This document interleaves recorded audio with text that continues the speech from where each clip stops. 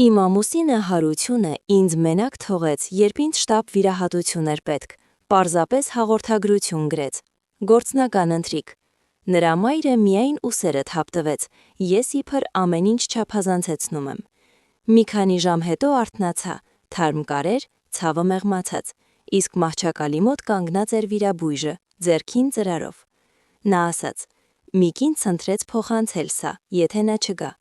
Դանդաղ բացեցի ծրարը։ Սուր ցավը ինձ ամբողջովին պատեց, երբ ընկա մեր խոհանոցի սառը սալիկների վրա։ Հարսանիքի մատանիները զռնգաց հատակին, 6 տարվա ամուսնություն, եւ ես ցավից կծկվելով կանչում էի նրան դատարկ բնակարանում, մինչդեռ աչքերիս առաջ մթնում էր, մարմինս դողում էր ցնցումներից, բայց Հարությունը արդեն գնացել էր իր սովորական երեկոյան վազքի, արդեն 3-րդ տարին նույնն է, ականջակալները ականջներին, կարծես այս աշխարհը չի լսում, դողացող մատներով հազիվ հասա հեռախոսին, ամեն փորձ կարծես կրակ էր ներսում, շտապօգնության օպերատորի ձայնը հեռվից էր գալիս, երբ թելադրում էի հասցեն։ Նախքան պատմությունը շարունակելը ուզում եմ շնորհակալություն հայտնել բոլոր նրանց, ովքեր լսում են այս պատմությունները, բաժանորդագրվեք իմ ալիքին, շնորհակալություն։ Դա օգնում է կարևոր պատմությունները հասցնել ավելի շատ մարդկանց։ Հիմա վերադառնանք դավաճանությանը։ Շաբաթներ շարունակ ասում էի նրան, ինձ հետ ինչ-որ բան են չէ։ Գիշերները սուր չավեր, սրտխառնոց, հոգնածություն։ Նյարդայնացել ես, նույնիսկ նոութբուքից գլուխը չբարձրացնելով, ասում էր նա։ Գուցե հոգեբանի մոտ գնաս, քո անհանգստությունը արդեն հոգնացրել է Անահիտ։ Նրա մայրը էլ ավելի կոշտ էր։ Կանայք հաճախ դրամատիզացնում են, մտորում էր նա ընտանեկան ընթրիքի ժամանակ, մինչդեռ ես լուր պատարախաղով խաղում էի ափսեի մեջ։ Մեր ժամանակներում հորինելու ժամանակ չկար, բայց սա անուշադրություն չէր, սա ապենդիցիտի պատրվածք էր, որ թունավորում էր ինձ ներսից, մինչդեռ ես բարկած էի այն իտալական մարմարե հատակի։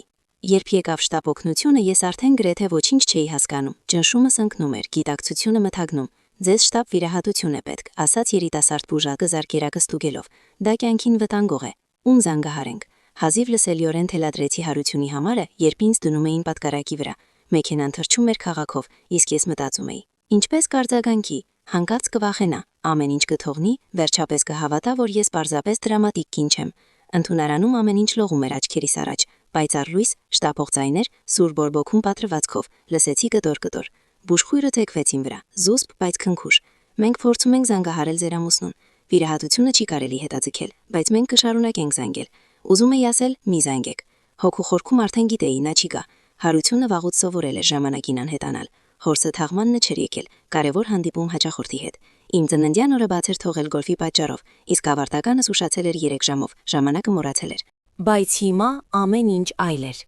Սա կյանքի ու մահվան հարց էր։ Վիրահատությունից առաջ անեսթեզիոլոգը մանրամասն պատմում էր ռիսկերի մասին։ Նրա ձայնը հանգիստ էր, գրեթե իրական։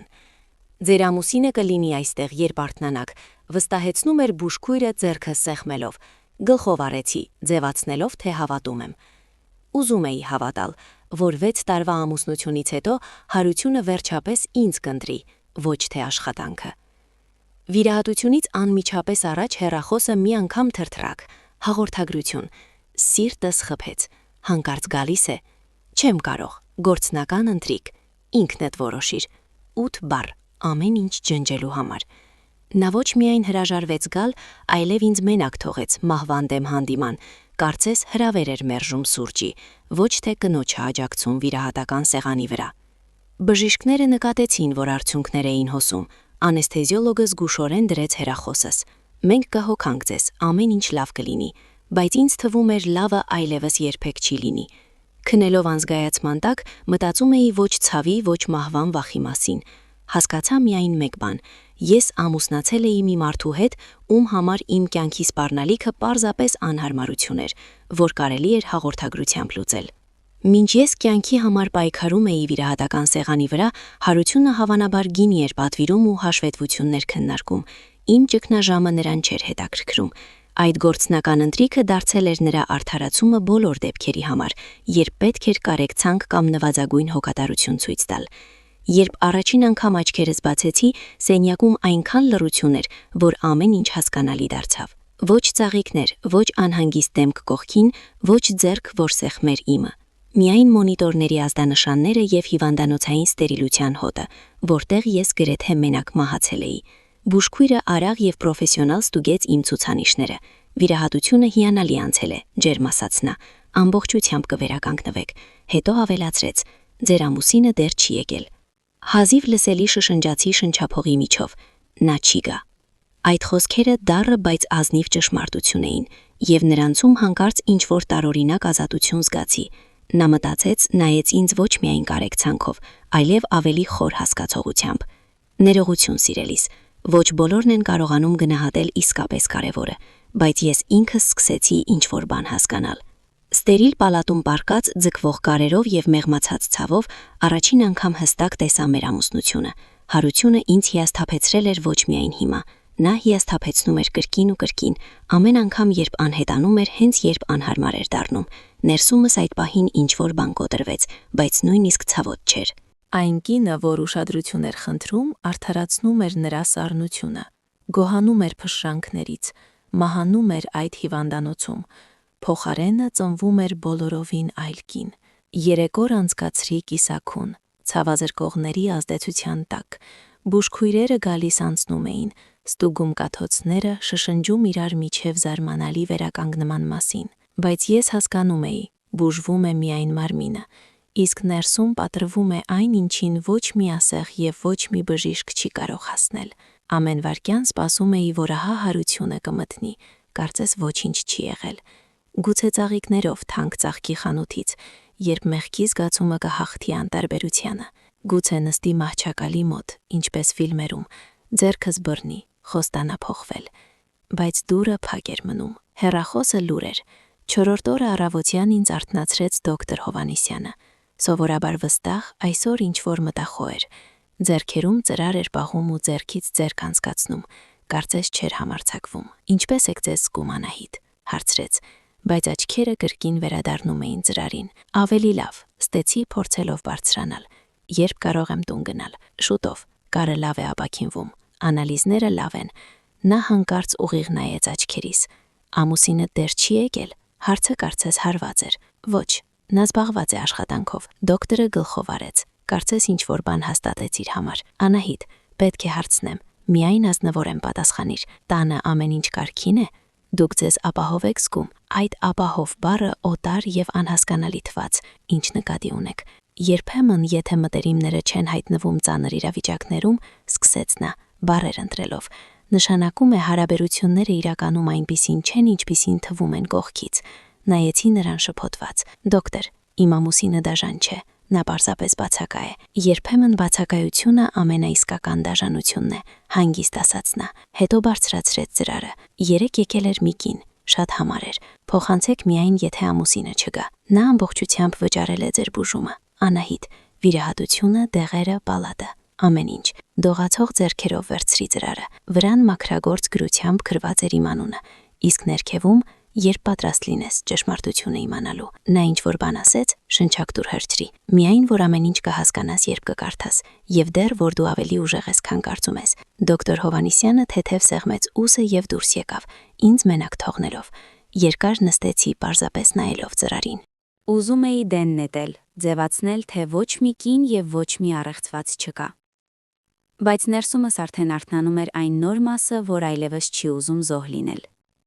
Բացեցի ծրարը։ Առաջին իսկ բանը ինձ սարսափեցրեց։ Նրա լուսանկարը։ Միայն երիտասարդ, սմոքինգով, որ երբեք չէի տեսել։ Ժպտում էր այն ժպիտով, որի համար երբեմնս ամուսնացել էի նրա հետ։ Բայց գրկել էր մի կնոջ, ոչ ինձ։ Նա գեղեցիկ էր, շիկահեր, շատ էլեգանտ։ Վրան հասանեկան զգեստ էր, իսկ մատին մատանին ճիշտ նույնը ինչ իմը, միայն ավելի հին։ Հետո վճարված հիվանդանոցային հաշիվ, ոչ իմ անունով։ Գրված էր Սոնա Հովհաննիսյանի անունով։ Թվագրված 4 տարի առաջ։ Դժվար նեյրովիրաբուժական վիրահատություն։ Ամիսների վերականգնողականություն։ Ազգանունը նույնն էր։ Բացեցի նամակը։ Ձեռագիրը նույնն էր, ինչ ծրարինը։ Սիրելի Անահիտ, դու ինչ չգիտես, բայց ես նրա կինն էի մինչև քեզ։ Ես Սոնան եմ։ Եթե կարդում ես այս տողերը, նշանակումը հարությունը քեզ հետ էլ նույնն արեց, ինչ ինձ հետ։ Մենակ թողեց այն պահին, երբ ամենից շատ նրա կարիքն ունեիր։ Ներողություն, Գիտեմ, որքան ցավոտ է։ Եվ ինչ կլինի հետո, ես էլ գիտեմ։ Հիմա հավանաբար թվում է սա սխալ է։ Ինչ որ չար կատակ։ Ես էլ այդպես էի մտածում, երբ հասկացա ում հետ եմ կապել կյանքս։ Բայց դու խելագար չես։ Դու չես չափազանցեցնում։ Դու պարզապես վերջապես ամեն ինչ հստակ տեսնում ես։ Ես գիտեմ նրա գործնական ընթրիքների մասին, որ ձգվում են մինչև գիշեր։ Կարևոր հաճախորդների մասին, որոնց նա շտապ պետք է տոնական օրերին։ Նրա մոր խոսքերի մասին։ Դրամատիկ կանանց և նյարդային խանգարումների մասին։ Գիտեմ, որովհետև ինքս էի ապրում դրանում։ Գիտեմ նաև համատեղ հաշվի մասին, որ դանդաղ դատարկեց։ Ապահովագրության մասին, որ հարությունը մեծացրեց հենց նախքան քո հիվանդանալը։ Իրավաբանի հետ խորհրդակցությունների մասին, մեծ բժշկական ծախսերի դեպքում։ Անահիտ, հասկացիր։ Քեզ հետ պատահածը նրա համար արտակարգ դեպք չէր։ Սա հնարավորություն էր։ Դադարեցրի նամակը կարդալ։ Արցունքները մշուշեցին հայացքս։ Նա ոչ միայն թողեց ինձ, այլև ամեն ինչ նախապես հաշվարկել էր։ Մինչ ես վիրահատական սեղանի վրա կյանքի համար պայքարում էի, հարությունը մտածում էր, թե իմ հնարավոր մահը ինչպես կարող է շահավետ լինել նրա համար։ Իսկ լուսանկարի կինը Սոնան արդեն անցել էր այդ սցենարը ինձանից առաջ։ Եվ ինչ-որ հրաշքով ողջ էր մնացել ու ուժ գտել զգուշացնելու ինձ։ Նայեցի լուսանկարին, փորձելով ճանաչել ինչ-որ բան նրա աչքերում։ Եվ հանկարծ հասկացա, ես տեսել էի այդ կնոջը մի քանի օր առաջ հիվանդանոցի վերելակում։ Նա ժպտացել էր ինձ այնքան տխուր, բայց հասկացող բարությամբ։ Եվ ասել. «Զգուշ եղիր, սիրելիս։ Դու ավելի ուժեղ ես, քան կարծում ես»։ Սա նա էր նրա առաջին կինը, ում բոլորը մահացած էին համարում։ Դողալով բացեցի նամակի երկրորդ էջը։ Պետք է իմանալ, թե ինչպես է մի կին, որ 4 տարի անշարժ պառկած էր հիվանդանոցում, կարողացել ինչ-որ բան կազմակերպել։ Հավանաբար հիմա մտածում ես. ինչպես կարող եմ ես գրել քեզ, եթե նրա խոսքերով մահացել եմ 4 տարի առաջ։ Ճշմարտությունը ավելի պարզ և սարսափելի է, քան կարող ես պատկերացնել։ Մենք նրա հետ ամուսնացանք 9 տարի առաջ նույն եկեղեցում, որտեղ հավանաբար դուք էլ եք պսակադրվել։ Նրա մոտ ամեն ինչ կրկնվում է։ Նույնիսկ ուխտերը և մեղրամսի վայրը համընկել են։ Առաջին տարին հեքիաթ էր, հարությունը հոգատար էր, ուշադիր, անվանում էր ինձ իր հրեշտակը։ Հետո ամեն ինչ փոխվեց։ Սկզբում մոռացված տարեթվեր, չեղարկված հանդիպումներ, անտարբեր հայացք։ Երբ փորձում էի ինչ-որ բան պատմել ինձ մասին, երկրորդ տարում նա արդեն վարպետ էր դարձել ֆիզիկապես ներկա լինել, բայց հոգով հեռու։ Ճանաչում ես։ Գլխացավերը սկսվեցին 3-րդ տարում, սկզբում տանելի, կարծես պարզապես հոգնածություն աշխատանքից։ Դու շատ ես վերցնում քեզ վրա, ասում էր հարությունը, հեռախոսից չկտրվելով։ Գուցե ժամանակն է թողնել պատկերասրահը և կենտրոնանալ տան վրա։ Բայց նոպաները ուժեղանում էին, այնքան էին ծալում, որ անկողնուց չէի կարողանում վեր կենալ։ Հետո սկսվեցին հիշողության կորուստներ, գլխապտույտ։ Երբեմն չէի հասկանում, թե որտեղ եմ, և կրկին նրա արձագանքը։ Բոլորը երբեմն տառապում են միգրենից։ Նույնիսկ երբ սկսեցի ուշաթափվել, նա միայն մորը բողոքում էր։ Սոնան միշտ չափազանց զգայուն է, պարզապես նրան ավելի շատ ուշադրություն է պետք, քան մյուսներին։ Ախտորոշումը դրեցին 3-շաբթի օրը, ուղեղի արտերիովենոզ մալֆորմացիա, անոթների գնդակ, որ կարող էր ցանկացած պահի պատրվել։ Վիրաբույժը բացատրեց, շտապ վիրահատություն է պետք, ամիսների վերականգնում առանց երաշխիքների։ Հարությունը առաջինը հարցրեց, որքան կարժենա, ոչ թե կողչունա, ինչպիսի շանս էր։ Միայն փող։ Վիրահատությունը նշանակեցին 1 ամիս հետո։ Նա ձևացնում էր, թե հոգ է տանում, հարցեր էր տալիս, ձեռքս բռնում խորհրդակցությունների ժամանակ։ Ես հավատացի, որ վախենում է կորցնել ինձ, իսկ իրականում արդեն խորհրդակցում էր ամուսնալուծության իրավաբանի հետ։ Վիրահատությունից 3 օր առաջ մեծացրեց իմ ապահովագրությունը մինչև $500,000։ Ասաց հանուն ամենայնի, հանկարծ ինչ-որ բան պատահի, որ դու աջակցություն չունենաս։ Ես ստորագրեցի թղթերը շնորհակալությամբ, մտածելով, ահա թե որքան հոգատար ամուսին ունեմ։ Վիրահատությունին չհասա։ Ընկա նույն սալիկների վրա, ինչ դու, Անահիտ, նույն փորձերը հասնել հեռախոսին։ Նույն ամուսինը, որ չհայտնվեց, երբ ամենից շատ պետք էի։ Միայն ես չարթնացա մի քանի օրից։ Ես հայտնվեցի այն վիճակում, որ բժիշկները անվանում են մինիմալ գիտակցություն, ոչ կոմա, բայց գրեթե ամբողջական անօգնականություն։ Ամեն ինչ լսում էի, բայց ոչ շարժվել էի կարողանում, ոչ ազդանշան տալ, որ կենդանի եմ։ 4 տարի և 4 ամիս, հարությունը եկել էր միայն 3 անգամ։ Մեկ անգամ փաստաթղթեր ստորագրելու, որոնք մեր համատեղ հաշիվները միայն իր անունով էին դարձնում։ Հիվանդանոցին բացատրել էր բժշկական ծախսերը ծածկելու համար։ Երկրորդ անգամ ինձ թանկ Մասլավոր կլինիկայից տեղափոխելու պետական էժան հաստատություն եւ ամուսնալուծություն սկսելու անդունդ վիճակի պատճառով։ Բուժքույրերն ու բժիշկները չգիտեին, որ ես ամեն ինչ լսում եմ։ Քննարկում էին։ Խեղճը, ամուսինն ասում է չէր ուզենա այսպես ապրել, արդեն թաղում է պլանավորում։ Բայց ես չէի մահանում, պարզապես պարկած էի, չկարողանալով խոսել կամ շարժվել, եւ հիանալի հասկանում էի, թե ով է կողքիս։ Կես տարի անց ինձանից հետո Հարությունը վաճառեց մեր տունը։ Հարևաններին ասել էր իմ վիճակը վատանում է, եւ անցյալին կառչել է իմաստ չունի։ Փողերը տեղափոխեց հաշիվներ, որոնց ես մուտք չունեի, գնեց նոր մեքենա։ Իմ դժբախտությունից 1.5 տարի անց ծանոթացավ քեզ, ինչ-որ բարեգործական երեկոյին։ Գիտեմ, որովհետև մի անգամ քեզ բերեց իմ մահճակալի մոտ, ձեր հարաբերությունների սկզբում։ Դու չես հիշում, դու պարզապես բարի էիր բուժքույրերի հետ, ուշադիր անվասայլակներով տատիկների։ Դու չգիտեիր, որ կողքդ նրա կինն է, ում արդեն մահացած էին համարում։ Ահա թե ինչու ես գնահատում կյանքը, ասաց քեզ Հարությունը, պալատից դուրս գալով։ Նայելով Սոնային հասկանում ես, որ ամեն օրը պետք է գնահատել։ Նա օգտագործում էր իմ ողբերգությունը կարեկցանք առաջացնելու եւ խորն թվալու համար։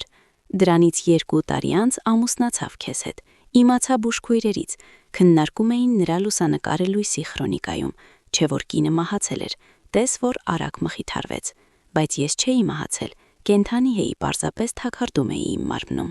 Իսկական արթնացումը տեղի ունեցավ 3 շաբթի օրը, 4 տարի եւ 4 ամիս անց։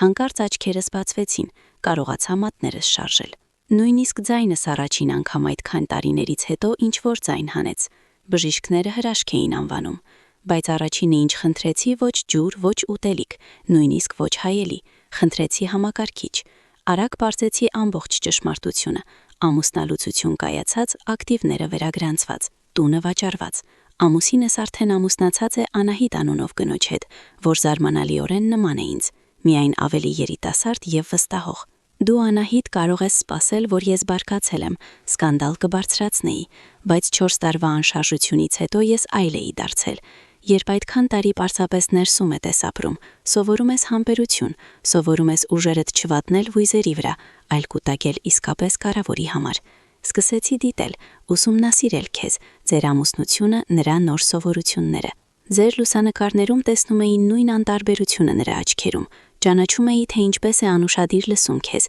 միշտ հեռախոսին կպած։ Հասկացա կկրկնի ամեն ինչ, միայն հարց է կողչունաս։ Դադարեցրի նամակը, մատներս այնքան էին դողում, որ հազիվ էին պահում էջերը։ Սոնան նրա համար ոչ միայն կին էր, նա դարձել էր հերթական զոհը, որ դեն էին նետել, երբ այլևս հարմար չէր, եւ հիմա ես կրկնում էի նրա մղձավանջը, միայն այլ մանրամասներով, բայց Սոնան ողջ էր մնացել եւ որոշել զգուշացնել ինձ։ Իսկ հիմա ինչ է ուզում ինձանից։ Բացեցի վերջին էջը։ Պետք է հասկանալ, թե ինչպես է 4 տարի հիվանդանոցում պարկած կինը կարողացել այս ամենը կազմակերպել։ Հավանաբար մտածում ես, թե ինչպես է 4 տարի ոչ խոսող, ոչ շարժվող կինը կարողացել քեզ օգնել։ Պատասխանը պարզ է՝ Լուսինե Գևորգյան։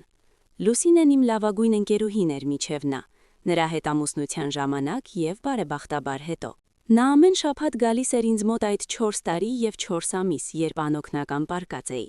եւ խոստանում էր, եթե արթնանամ, կօգնի ամեն ինչ ուղղել։ Լուսինեն կորպորատիվ իրավաբան է, խելացի, մեթոդիկ, եթե խոսքը գնում է սիրելի մարդկանց պաշտպանության մասին։ Գեղեցիկ է, բայց ոչ ցայտուն, այնպես որ տղամարդկանց թվում է, թե գանձ են գտել։ Հանգիստ ձայն, բարի հայացք, լսելու ունակություն։ Եվ հենց դրա համար նա իդեալական թիրախ դարձավ։ Արթնանալուց 3 ամիս անց մենք սկսեցինք գործել, ոչ վրեժի համար։ Չափից շատ հույզ էր, չափից շատ քաոս։ Մենք ուզում էինք արդարություն, իսկ արդարությունը ճշգրտություն է պահանջում։ Լուսինեն մի քանի շաբաթ ուսումնասիրեց նրա սովորությունները, ռեժիմը, թույլ կողմերը։ Պարզեց, որ նա կանոնավոր կերպով այցելում է կենտրոնի պատկերասրահների ցուցահանդեսներ, միշտ մենակ, միշտ նոր ծանոթություններ փնտրելով։ Նա ծույլ էր դարձել, կանխատեսելի, սովորել էր անվտանգ զգար քո կողքին Անահիտ։ Մարտ ամսվա Մորիսոն պատկերասրահի ցուցահանդեսը իդեալական առիթ էր։ Լուսինեն հայտնվեց այնտեղ որպես նկարչի ընկեր, էլեգանտ սև զգեստ, ինքնավստահություն։ Նա կանգնեց գինու սեղանի մոտ, գիտենալով, որ հարությունը անպայման կհասնի թանկ շամպայնին։ Նա ինքա մոտեցավ 20 րոպե անց։ Ձեզ նախկինում այս կար չեմ տեսել, նույն ֆրազը, որ հաստատ ասել է նաև քեզ։ Լուսինեն հմտորեն պահեց զրույցը։ 1 ժամում նա ամեն ինչ պատմեց։ Բողոքներ աշխատանքից, ընտանեկան դժվար հարաբերություններից, բիզնեսից, ֆինանսներից, նույնիսկ օրվա ռեժիմից։ Երեկոյի վերջում արդեն խնդրել էր նրա համարը։ Հաճույքով կցուցադրեի ձեզ քաղաքը, ակնհայտորեն պատկերացնելով, թե ինչպես կհամատեղի նոր ընկերուհին օրինական կնոջ հետ։ Լուսինեն տվեց համարը եւ հանդիպումից անմիջապես հետո մանրամասն պատմեց ինձ ամեն ինչ։ Մենք կառուցեցինք պլան, հիմնվելով ստացած տեղեկությունների վրա։ Հարությունը ավելի կանխատեսելի դուրս եկավ, քան սպասում էինք։ Առաջին ժամադրությունը սուրճ 2 շաբաթ անց, հեռու ձեր թաղամասից, որ դու պատահաբար չտեսնես։ Լուսինեն եկել էր ջինսերով, առանց դիմահարդարման, որպեսի թվա հասանելի, ոչ չափից ցայտուն։ Հարությունը ուշացել էր 15 րոպե, ստուգելով, թե որքան է նա պատրաստ սպասել։ Նա սպասեց, որովհետև գիտի, միայն համբերատարները դառնում են մշտական սիրուհիներ։ Նա ներողություն խնդրեց շուկայական էժան վարդերով եւ սկսեց բողոքել ամուսնությունից։ Իմ կինը ինչ չի հասկանում, միշտ ուշադրություն է պահանջում, միշտ ինչ-որ խնդիրներ ունի։ Լուսինեն կարեկցանքով լսում էր։ Դա շատ ծանր պետք է լինի։ Դուք արժանի եք, որ ձեզ գնահատեն։ Հենց այն խոսքերը, որոնց նա կարիք ուներ։ 1 ամիս անց արդեն շաբաթը 2 անգամ էին հանդիպում։ Քեզ ասում էր գործնական ընթրիքներ կամ նետվորքինգ։ Լուսինեն փաստագրում էր ամեն սուտ, ամեն արդարացում, ամեն նրբություն։ Նա ոչ միայն կոմպրոմատ էր հավաքում, այլև դառնում էր նրա համար անփոխարինելի։ Դու բոլորովին այլ ես, ասում էր նա։ Դու լսում ես, հասկանում ես, թե ինչ է իսկական պատասխանատվությունը։ Լուսինեն ժպտում էր եւ դիպչում նրա ձեռքին սեղանի վրայով։ Հաջողակ տղամարդիկ արժանի են այնպիսի գործընկերների, որոնք աջակցում են, ոչ թե խնդիրներ ստեղծում։ Երրորդ ամսվա սկզբին հարությունը ամբողջովին կեռված էր։ Սկսեց խոսել ապագայի մասին, այն մասին, ինչը բացակայում է, փոփոխությունների մասին, որ ուզում է անել։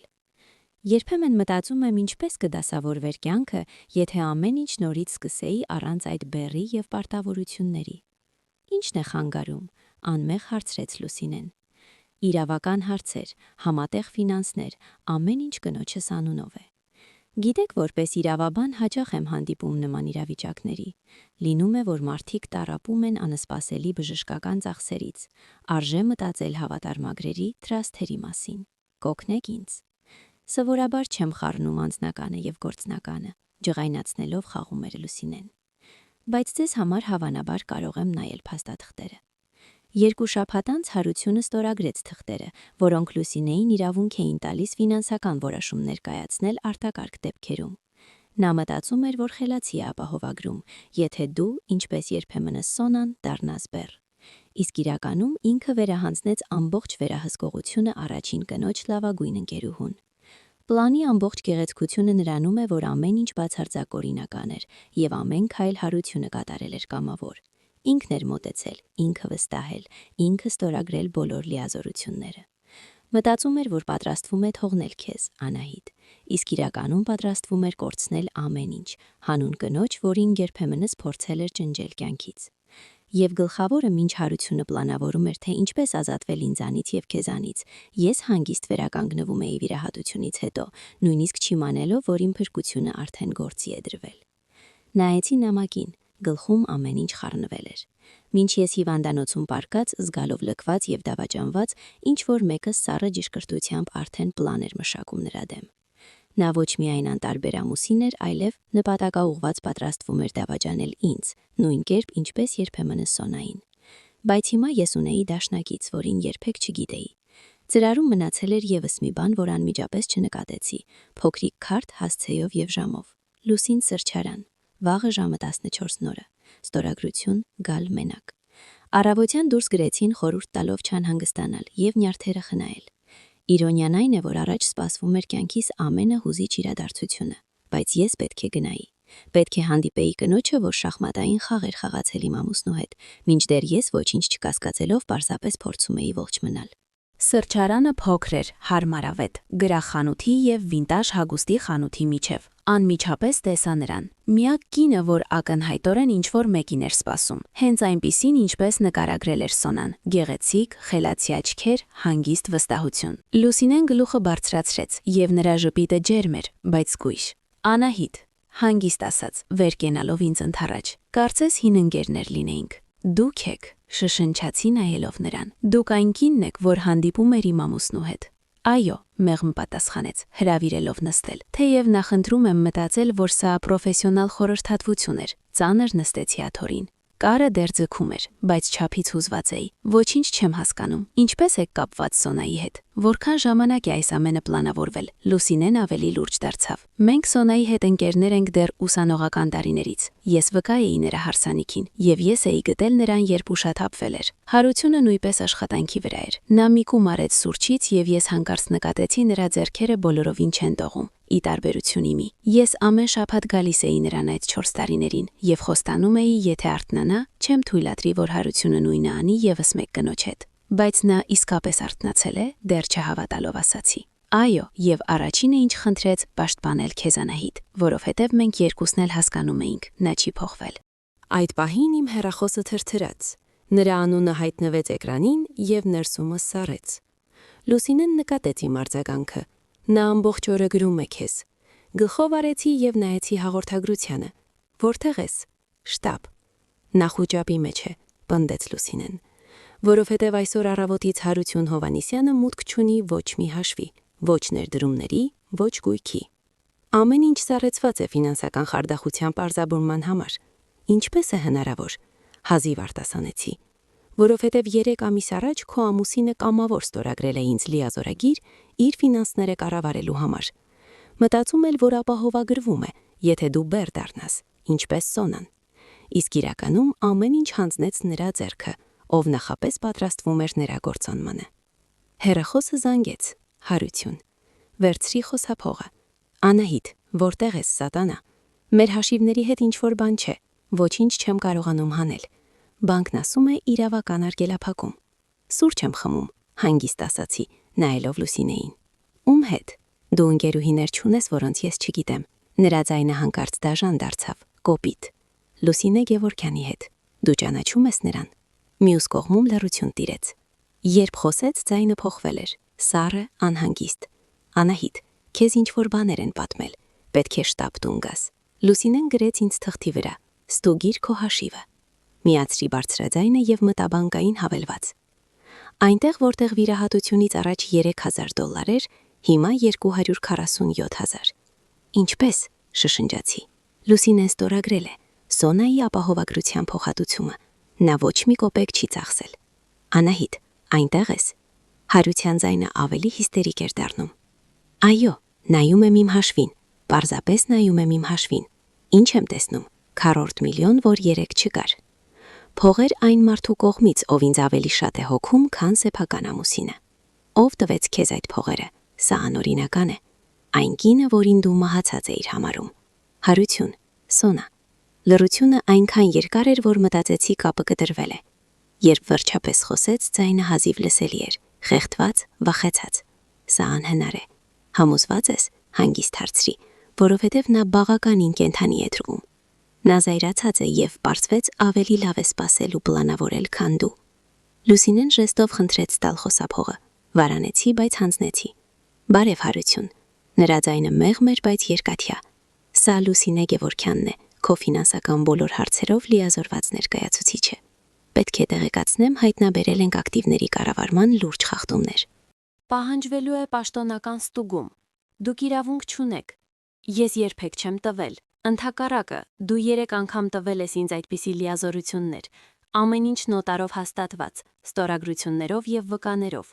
Դու ինքդ շատ զգույշ էիր, որ արտակարգ իրավիճակում ես բոլոր իրավունքները ունենամ։ Ահա հենց այդ իրավիճակն էլ հիմա եկել է։ Քո կինը գրեթե մահացել է, մինչդեռ դու ինձ հետ էիր։ Կարծում եմ, սա բավարար պատճառ է։ Երկար դադար եղավ։ Հետո հարցրեց գրեթե շշուկով. Ինչ եք ուզում։ Լուսինեն նայեց ինձ եւ հոնքերը բարձրացրեց հարցական։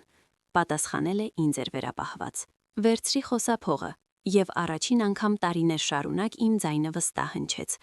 Ոչինչ Հարություն, ես քեզանից ոչինչ չեմ ուզում։ Անահիտ, խնդրում եմ եկ հանգիստ խոսենք։ 6 տարի փորձել եմ հանգիստ խոսել։ Դու չէիր լսում։ Հիմա ես որոշել եմ ընտրել ինձ։ Նա փորձեց վիճել։ Դուք իրավունք չունեք։ Ես կարող եմ եւ ունեմ։ Դու ինձ թողել ես վիրահատական սեղանի մոտ։ Հարություն, դու ընտրել ես գործնական ընթրիքը կնոջ կյանքի փոխարեն։ Հիմա ես ընտրում եմ ինձ ամուսնության փոխարեն։ Անջատեցի եւ անմիջապես արգելափակեցի նրա համարը։ Առաջին անգամ 6 տարում այդ լռության մեջ հանգիստ զգացի, ոչ թե մենակ։ Լուսինեն ձեռքս բռնեց սեղանի վրայով։ Կա մի մարդ, որ շատ վաղուց ուզում է ճիշտ ծանոթանալ քեզ հետ, ասաց նա։ Պատրաստ ես։ 20 րոպե անց արդեն մոտենում էինք փոքրիկ, բայց խնամված տուն, պատմական թաղամասում։ Այգին մաքուր կտրված էր, մուտքի շուրջը վարդեր։ Այդ տունը ճառագում էր այն հանգիստ ուժը, որն այդքան պակասում էր ինձ վերջին տարիներին։ Սոնան դուռը բացեց նախքան մեր զանգելը։ Կենթանի տեսքով նա էլ ավելի ուժեղ էր թվում, քան լուսանկարում։ Դեմքին նոր գծեր էին երևում, սպիներ, կնճիռներ, բայց պահվածքը իսկական արժանապատվություն ուներ, գրեթե թագուհի։ Անահիտ, նրա ձայնը հենց այնպիսին էր, ինչպիսին պատկերացրել էի նամակից, հանգիստ, բայց երկաթյա կամքով, որքան ուրախ եմ, որ դու ապահով ես։ Գրկը խառնվեցինք հենց շեմին։ Երկու կին, որ անցել էին նույն մղձավանջով, վստահել մի մարդու, որ պատրաստ էր ոչնչացնել նրանց։ Ներսում տնային հարմարավետություն էր։ Մեղմ լույս, գրքեր դարակներում, նկարներ, տնական հացի և թարմ ապուրի հոտ։ Հույս ունեմ չեք արարկի, ժպտալով ասաց Սոնան, հրավիրելով ճաշասենյակ, որ որոշեցի հանդիպումը հանգիստ մթնոլորտում անել, բոլորիս բավական անհանգստություն է եղել։ Առաջին րոպեները լուր ուտում էինք, և այդ լռության մեջ ինչ-որ հատուկ գրեթե սուրբ բան կար։ Կինը, որ փրկել էր ինձ, կինը, որ վրեժ էր լուծել մեզ համար երկուսիս, և ես նոր սկսում էի հասկանալ այդ պատմության մասշտաբները։ Որքան ժամանակ եք պլանավորել սա, վերջապես հարցրի։ 4 տարի, 4 ամիս և 16 օր, անմիջապես պատասխանեց Սոնան։ Այն օրվանից, երբ հարթնացել եմ և հասկացել, թե հարությունը ինչ է արել։ Բայց իսկական պլանավորումը սկսվեց, երբ Լուսինեն հայտնեց, որ նա կրկին ապահովագրություն է արել։ Մենք գիտեինք նա չի փոխվի, ավելացրեց Լուսինեն։ Նման մարդիկ չեն փոխվում, պարզապես նոր զոհեր են փնտրում։ Միակ հարցը կհասցնենք միջամտել նախքան նա կքանդի ևս մեկ կյանք։ Քո հիվանդությունը միայն արագացրեց մեր պլանը, շարունակեց Սոնան։ Երբ Լուսինեն ասաց, որ դու հիվանդանոցում ես, իսկ հարությունը նույնիսկ չի եկել, հասկացանք պետք է անմիջապես գործել։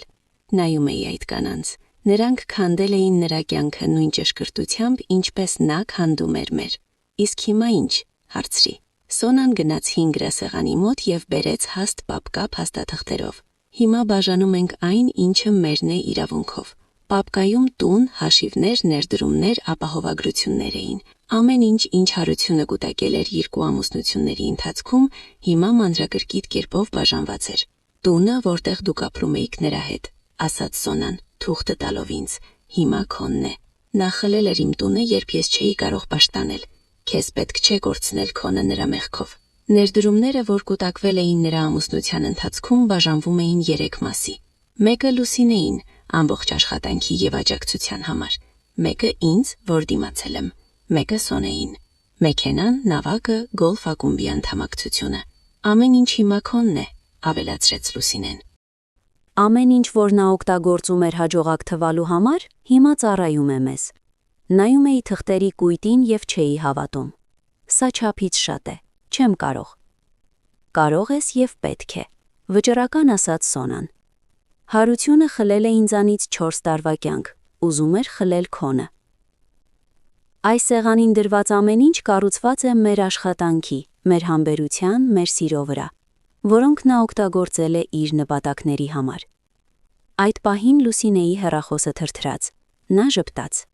Նրա մայրը հենց նոր փորձել է զանգել նրան, երբ չի ստացվել, զանգել է գրասենյակ։ Այնտեղ նրան հայտնել են ազատման մասին, ընկերության միջոցների ոչ նպատակային օգտագործման համար։ Ինչ է նշանակում, զարմացա։ Նա կորպորատիվ փողեր է ծախսել ինձ հետ ժամադրությունների վրա, բացատրեց Լուսինեն։ Նրա ղեկավարությունը նկատել է այդ ծախսերը, երբ սկսել են պարզել արգելափակված հաշիվները։ Չեկեր ռեստորանների, հյուրանոցների, զարդերի, ամեն ինչ ընկերության հաշվին։ Մինչդեռ քեզ ասում էր հաճախորդների մասին։ Սոնան միայն գլուխը թափ տվեց, նույնիսկ դավաճանել էլ ազնիվ չգիտի։ Հաջորդ ժամին ստորագրում էինք թղթեր, կատարում էինք իրավական փոխանցումներ։ Եվ փաստորեն կտոր անում հարության նախկին կյանքը նույն սառնությամբ, ինչպես նա փորձում էր անել մեզ հետ։ Իսկ նրա հետ ինչ կլինի, հարցրի։ Լուսինեն նայեց հեռախոսին, նրա կրեդիտ քարտերը անվավեր են։ Գաղտնի բնակարանի վարձականության պայմանագիրը խզված է։ Իրավաբանը խզել է պայմանագիրը, երբ հոնորարի չեքը անվավեր է դուրս եկել։ Ընթանիքը նման բան է, աջակցում են, քանի դու հաջողակ ես, բայց անհետանում են, երբ ամեն ինչ փլուզվում է։ Մայրը, որ քեզ դրամատիկ էր անվանում, արդեն չի վերազանգում, եղբայրը համար է փոխել։ Սենյակում ավելի լուսավոր էր դառնում մայր մտնող արևից, եւ առաջին անգամ տարիներ շարունակ զգացի իսկական խոր հանգստություն։ Ոչ այն փխրուն խաղաղությունը, որ առաջանում է, երբ վախենում ես գրգռել նրա զայրույթը, այլ իսկական վստահություն։ Ես տանն եմ։ Դեր մի բան կա, ասաց Սոնան հանելով վերջին թուղթը։ Արգելող դատական որոշում։ Իրավական պաշտպանություն հարության ցանկացած միջամտությունից քո նոր կյանքում։ Ստորագրեցի առանց վարանելու։ Երբ հավաքվում էինք գնալ, Սոնան ինձ մինչև դուր ճանապարհեց։ Անահիտ, հիշիր, երբ հարությունը քեզ թողեց հիվանդանոցում, մտածում էր, որ ապացուցում է քո թուլությունը, բայց հեռանալ նրանից, ով կարիք ունի, արդեն ոչ ուժ է, այլ դատարկություն, իսկ դատարկ մարդիկ վերջում ամեն ինչ կորցնում են։ Շեմին միացավ Լուսինեն։ Մենք սա արեցինք ոչ վրեժի համար, հանգիստ ասաց նա։ Արեցինք, որովհետև նման տղամարդկանցից տառապած կանայք պետք է միասին լինեն եւ մյուսներին ցույց տան, որ կարող է այլ կերպ լինել։ Կես տարի անց իմացա, որ հարությունը աշխատում է քաղաքից դուրս բենզալցակայանում, վարձում է փոքրիկ ստուդիա կոմիսիոն կահույքով։ Նրա անունը դարձել է անեկդոտ մեր շրջանակներում, դաս թե ինչ է լինում նրանց հետ, ովքեր կնոջը համարում են ծախսային նյութ, ոչ թե գործընկեր։ Բայց այդ օրը, կանգնած Սոնայի եւ Լուսինեի հետ նրա պատշգամբում, առաջին անգամ մտածում էի ոչ անցյալի, այլ ապագայի մասին, իմ ապագայի։ Նրանք մտածում էին, որ սերը մեզ թույլ է դարձնում, ասաց Սոնան, երբ նայում էինք նրա այգուն, բայց սերը միայն համբերություն է սովորեցնում։ Նա նայեց մեզ երկուսիս, եւ նրա հայացքում էր այն ամբողջ քաջությունը եւ իմաստությունը, որ կարող է ձեռք բերել մարդը, ով վերադարձել է մահվանից, իսկ համբերատար կանայք հաղթում են այլ կերպ։ Եթե այս պատմությունը ձեզ դուր եկավ կամ հուզեց, խնդրում եմ բաժանորդագրվեք իմ ալիքին։ Այստեղ շատ նման կանացի ուժեղ պատմություններ կան։ Շնորհակալություն, որ լսեցիք մինչև վերջ։